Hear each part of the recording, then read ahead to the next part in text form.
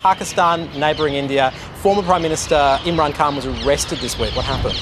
Yeah, it's been such a huge week in Pakistan, Mark. On Tuesday, Imran Khan was arrested, so he was going to court to appear on a land fraud case, and it's one of dozens of cases against him at the moment. He's also facing a corruption charge over illegal selling of gifts, and he denies all these cases. He says that these charges have been brought against him because they're politically motivated. Now, you spoke to Mr. Khan last year on India Now on this show, just after he was ousted in April last year, after a no-confidence motion in Parliament. And since then, Mr. Khan has been calling for early elections. He's been drawing support from huge numbers of people in Pakistan while facing these charges. But it was extraordinary what happened as he was entering the court compound in Islamabad on Tuesday. Paramilitary police surrounded him. They then whisked him away in a van. And I've been speaking to his aides this week, and they're saying that they don't know where he's been taken to. They're claiming that he hasn't had access to a lawyer. Interesting news that a court has also made a ruling on the legality of that arrest or abduction, depending on who you ask.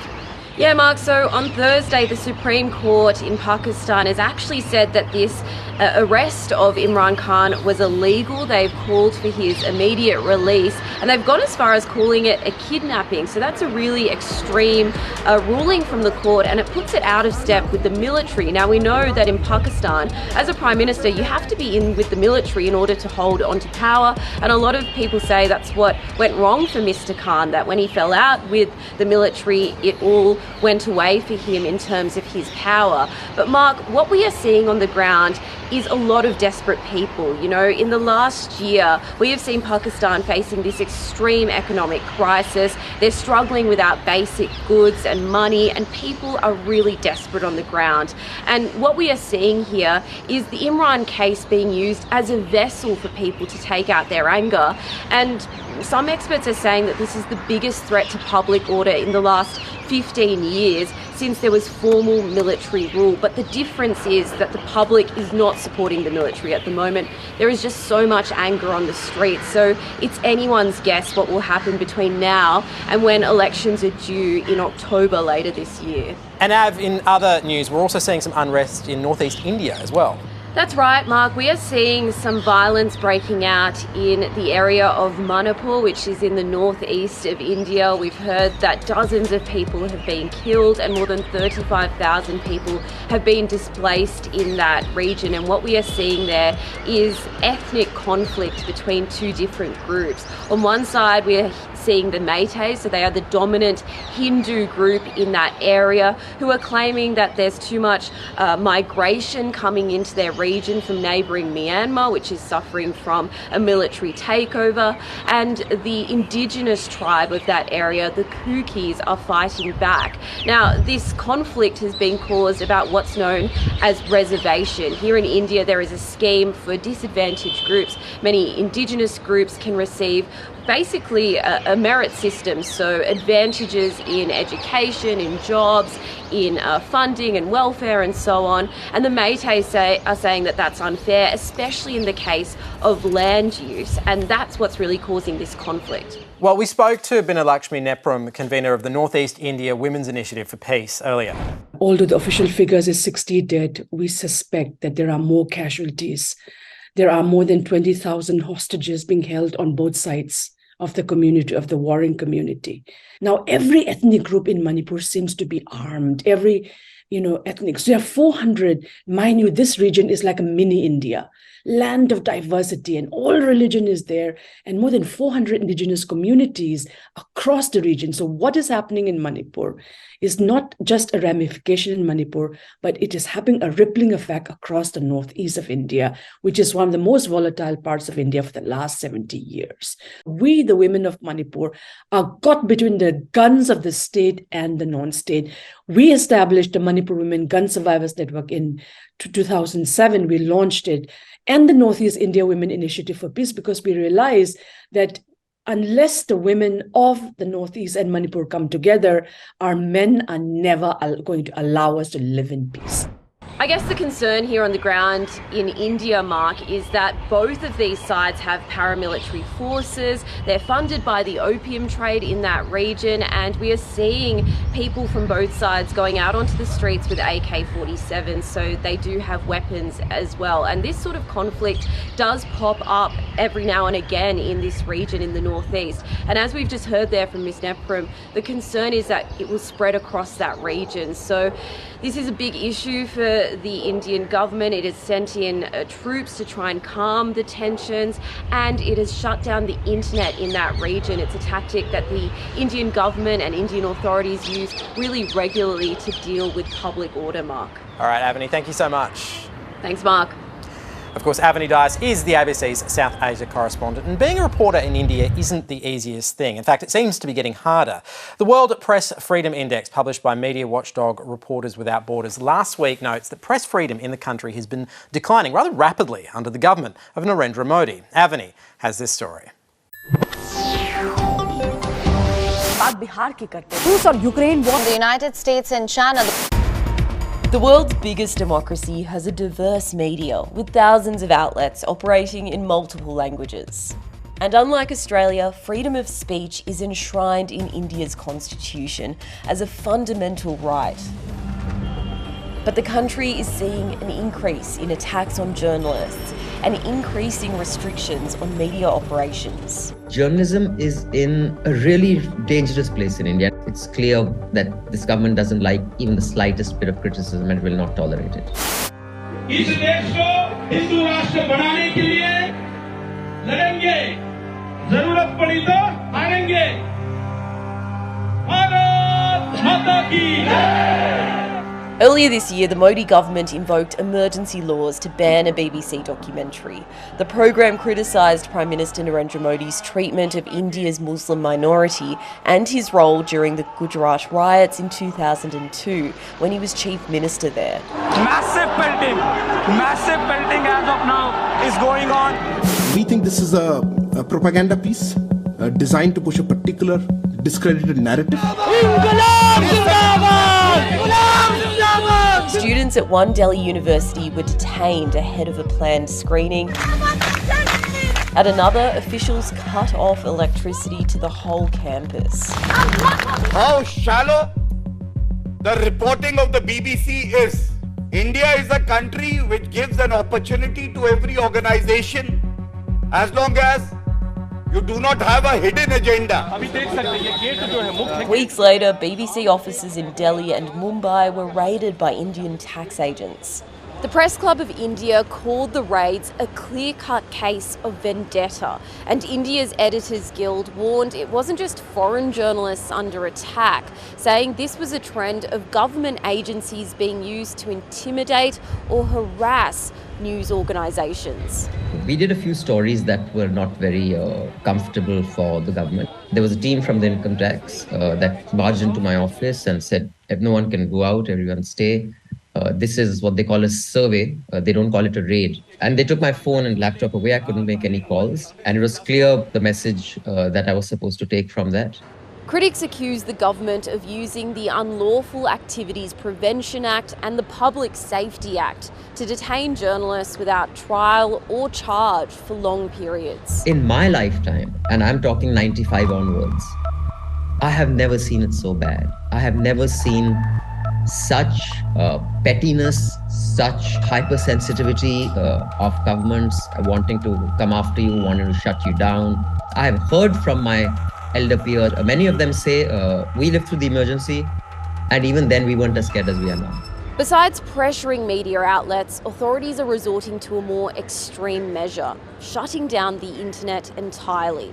For the 5th year in a row, India had the most government-ordered internet shutdowns in the world. Authorities mostly defend them on the grounds of public safety or an emergency. The working of Kashmir Times, like all other newspapers, was severely impacted. No internet was working, no mobile phones were working, and even the fixed landline services had been shut down. So that impeded the working of the news organization, particularly Kashmir Times, which has 2 editions, one in Srinagar, which was the center of the Muslim majority area where the internet ban and the communication ban was most stringent. It's a matter of great concern that the world's largest democracy, India, finds itself falling on press freedom rankings year after year. A 2021 report by Sweden's V Democracy Institute listed India as an electoral autocracy. And Reporters Without Borders now ranks India in the bottom 20 in the world for press freedoms, describing it as in crisis. Indian democracy was never perfect, but nobody disagreed with the very spirit of democracy, which is that India is a socialist secular republic. The Narendra Modi government want to create a Hindu nation, which is in complete contradiction to the values that are the core of Indian constitution, and which is why that it is now being threatened. Indian authorities are also accused of pressuring social media companies to suppress criticism. Facebook blocked the hashtag Resign Modi in India, hiding thousands of posts critical of the Prime Minister. And after Twitter unblocked accounts criticising India's government, the platform's employees were reportedly threatened with jail unless the accounts were reblocked. Press freedom is one of the biggest indicators of the kind of democracy that any country enjoys. And when you see institutions being hollowed out, when you see laws being weaponized and amended in ways to crush democracy, to crush people's civil liberties and the freedom to speak, it's frightening, it's saddening. Journalists here in India say the clampdown is just getting worse as the country draws closer to its federal election next year. But they're promising to keep reporting openly and transparently despite the risks. I think there's always hope. I think there are enough news professionals who want to do good journalism, no matter how hard the fight may seem. I think eventually the curvature of the universe bends towards justice. If I look at the downslide today, the near future is very, very dark. But history tells us this kind of authoritarian control cannot last forever. India is a country which has seen many different struggles and people and society have fought them back. And I'm sure some years from now, things will change. Now, if you were to judge purely by the number of international beauty competitions they win, Indian women are considered to be among the most beautiful in the world. But India is also afflicted by long-standing prejudice and discrimination against people with dark complexions. The skin whitening industry is worth billions, but it comes with a very unfair price. One tone fairer skin in one wash. Dirt and pollution are hiding your fairness every minute, every second. Bright skin fast. Bright fast, bright fast. Of course, I have been discriminated because of my skin shade right from my childhood, I believe. Invariably, the first statement would be, you're not as fair as your mother. My mom is on the fairer side. So that used to be the comment which I used to always receive. I need to come white and I need to do this. You need to come white? Really? You don't like this? This is pretty.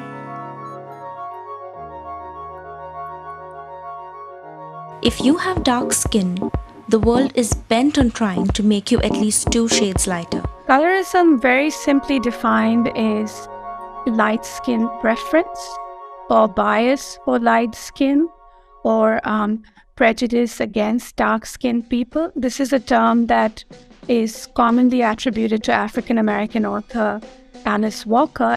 But of course, colorism has been observed in societies around the world. The problem is so deep-rooted in our society that we don't even think it's a problem. You know, it's not a recognized evil. My own family, yes, there are people who are fair, who are dark. You have cousins and siblings and amongst yourselves, and you're always constantly being compared. The other person is fair, even between 2 kids. For example, like parents who have 2 kids, I've seen them comparing their own kids as to one is fair and the other is dark.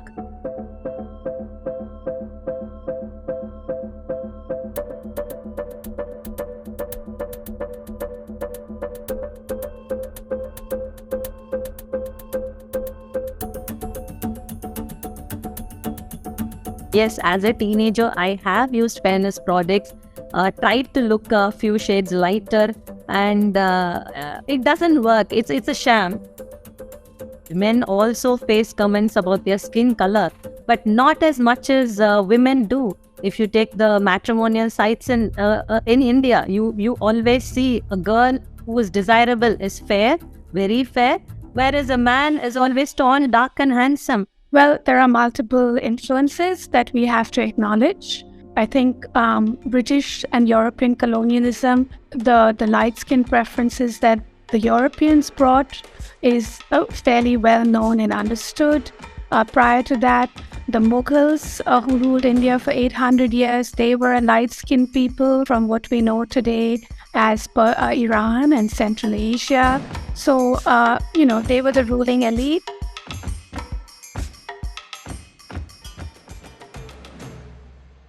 In contemporary India, there's a very strong belief that if you are light-skinned, then you must be from the dominant caste, and if you are dark-skinned, then you must be from, so-called lower crest caste.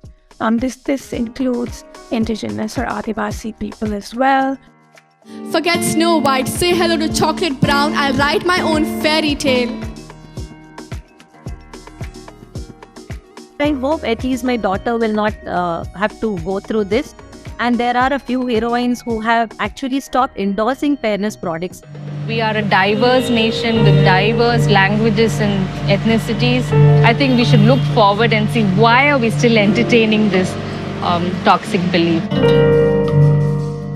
And joining me next is Maria Tuttle, model, makeup artist, author, also won Miss Universe Australia in 2020, only the third woman of colour to represent Australia in the competition, and she joins me now from Melbourne. Maria, welcome to India Now. Thank you so much for having me, Mark. What a pleasure to be here. Thank you. The pleasure is entirely ours. Now, on this issue of colorism, I mean, you wrote in your memoir, Unbounded, about wanting to wash the brown away from your skin when you were a child, which is actually, when you say it out loud, even as I say it, it's quite a full-on thing to say. What do you think you were feeling at that time that made you feel that particular way? When I was growing up, that was quite a normal feeling. And I think from a very early age, I started to internalize what now I have the language to articulate, but back then I didn't know what this was. But it's these little racial microaggressions, and it was things like, I remember having a crush on a boy, and the first thing he said was he didn't feel the same and he didn't like me because I had dirty skin. And it's sentiments like that where, as a young child and being a person of colour in a largely Western society in my school, there weren't many kids of colour. I felt that sense of being different. And so when it got to being teenaged, I started using skin bleaching creams before I started using makeup. I wanted to wash away what in my mind made me different and what made me not good enough to be Australian, but what also made me feel inferior within our own communities, because we grew up being told, don't go in the sun, you'll get darker, being compared to fairer-skinned relatives. It's just quite a normal cultural attitude that we have. Like colorism, it's still rampant in even recent generations. So that was a reality for me. There's a lot feeding into it, isn't there, right? I think that's the thing that gets lost in this conversation, right? You've obviously got kind of wider culture around you, and then there's sort of within South Asian communities, within not just South Asian, but any kind of community with darker skins, with darker complexion, there's all of these factors feeding in there. Do you think some of that complexity gets lost when we talk about this? A little bit, and I think people don't understand where colorism sits relative to racism. And so a really great point that you just made, which I think is an important distinction, is when you think of colorism, a great way for anyone who doesn't really understand it to perceive it is, if you were to get rid of all the racism in the world and even get rid of people who are not people of colour, colorism would still exist within our communities, because what it means is, those who have lighter skin, they're allocated certain privileges. And it's important for me, I'm being interviewed here on it, but there are darker skinned people within our community who face a lot more discrimination, who have a totally different lived experience to me, and I sit somewhere in the middle. I'm not super light, I'm not super dark. So I've experienced both privilege and prejudice within my own community. It's also the ubiquity of it. I mean, I know you were saying you started using bleaching, like when you were a teenager. The house I grew up in, we had like Fair and Lovely and things like that around pretty much my entire life with my relatives. It's really ubiquitous.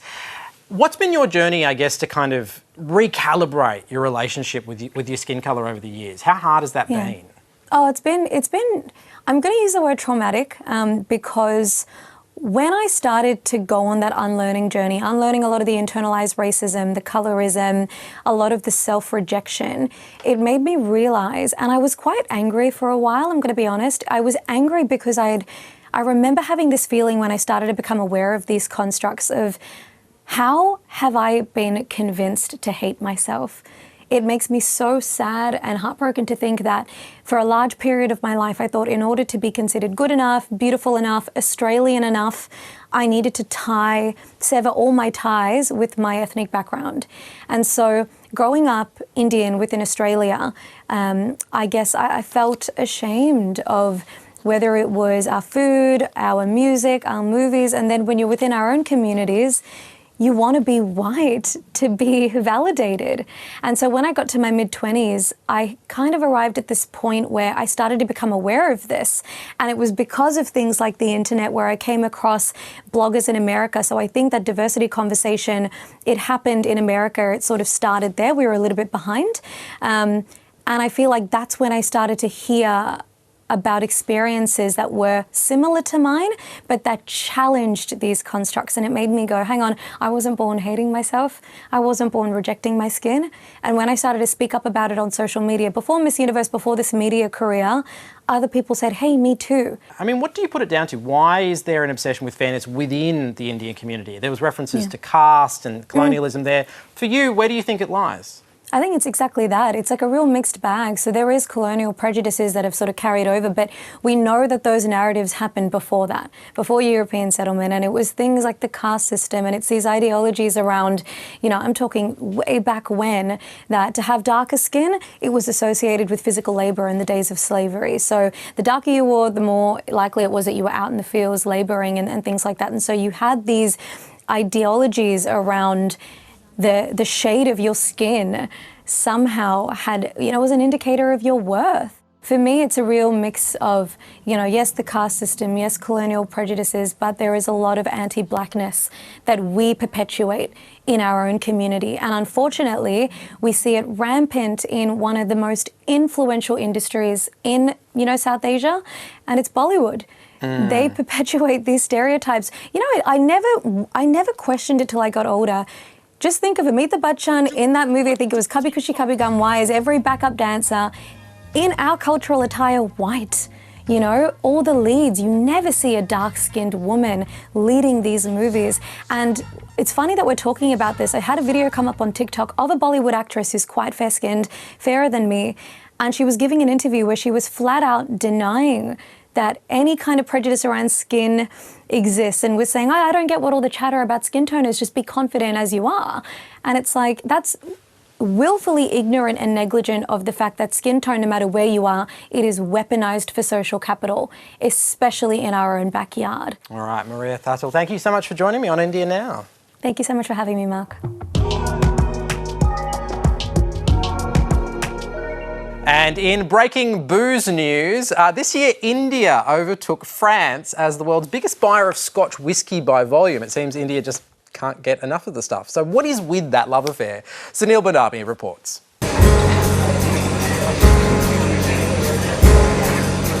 The Scottish dram may not be the first thing you think of when it comes to India, but the subcontinent has long loved the tipple. In fact, Indian whisky drinkers often enjoy the fabled Patiala peg, named after the larger-than-life Maharaja of Patiala. That's 2 fingers, around 4 standard measures, which is 120 millilitres. And that love has grown even more, with India's whisky consumption exploding by 200% over the last decade, overtaking France as the world's second biggest market for Scotch by volume. The markets have opened up. It's very trendy to drink a lot of liquor. When I was in Bangalore, there was a bar culture coming up in the city. And I think that kind of changed things eventually. And it's very common for people to have alcohol in India now. Despite alcohol being forbidden by many Indian religions and being banned in PM Narendra Modi's home state of Gujarat. Scotch whisky has actually grown tremendously over the last 10-12 years because of two primary reasons. One would be the traveling of Indians has increased phenomenally. What used to be an international visit once in a year has now become more frequent. But also they've started to realize that there is a fundamental difference in the way the whiskey tastes, what single malt Scotch offers compared to what's available in India. While Scotch was a mainstay of the British club, locals didn't initially warm to it.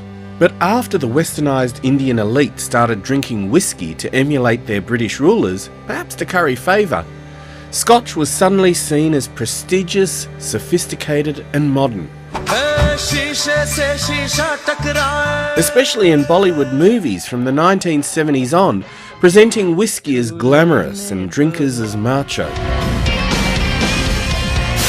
Bagpiper. But although many Indian whiskies like Bagpiper, Royal Stag, 100 Pipers or McDowell's sound Scottish, they're not. They're actually Indian-made foreign liquor, local spirits usually made from molasses, sometimes blended with actual Scotch and bottled in India to overcome massive 150% tariffs on imported liquor. Since Brexit, the British government has been trying to negotiate a new free trade agreement to increase Scotch's market share, arguing it could bring a potential 340 billion rupee increase in tax revenue.